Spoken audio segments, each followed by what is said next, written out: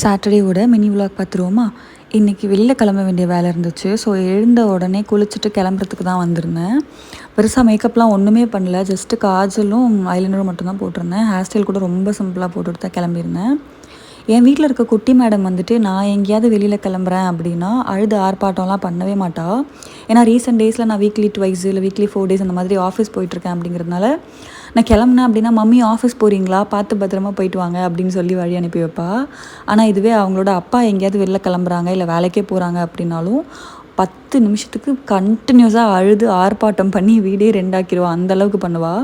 So எனக்கு என்னோடய baby வரத்துக்கு முன்னாடிலாம் நான் இதை ஜஸ்ட் ஒரு டைலாக தான் பார்ப்பேன். என்ன தான் நம்ம பார்த்து பார்த்து பண்ணாலும் அவங்க அப்பா கிட்ட தான் போவாங்க அந்த மாதிரி சொல்லுவாங்கல்ல பொம்பளை பசங்க. அதை வந்து நான் வெறும் டைலாக தான் பார்த்துருக்கேன். என் பொண்ணு வந்ததுக்கப்புறம் தான் இது ரொம்ப உண்மைதான் போல் இருக்குது அப்படின்னு தோணும்.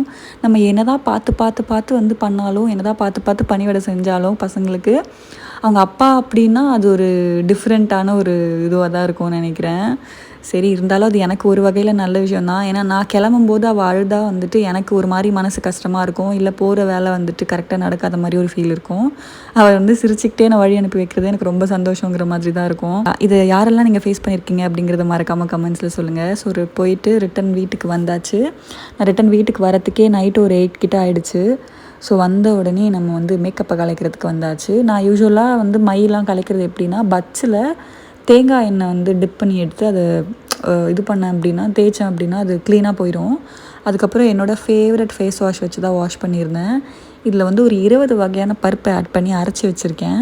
நான் யூடியூப் ரீஸ்டார்ட் பண்ணுறதுக்கு ஒரு 2 டேஸ் 3 டேஸ்க்கு முன்னாடி தான் இதை ஒரு 2 கிலோ வந்துக்கிட்ட அரைச்சி வச்சுருக்கேன், ஸ்டோர் பண்ணி வச்சுருந்தேன். ஸோ இல்லைன்னா நான் அது ஒரு வீடியோவாக கூட போட்டிருப்பேன், என்ன நான் போட்டிருந்தேன் அப்படின்னு சொல்லிட்டு. ஸோ வந்து மேக்கப்லாம் ரிமூவ் பண்ணி கொஞ்சம் நேரம் ஃப்ரெஷ் ஆகிட்டு சாப்பிட்டு முடிச்சுட்டு தூங்கியாச்சு. என்னோடய டே இப்படி தான் போச்சு. உங்களோட சாட்டர்டே எப்படி போச்சுங்கிறத மறக்காமல் கமெண்ட்ஸில் சொல்லுங்கள். Stay tune.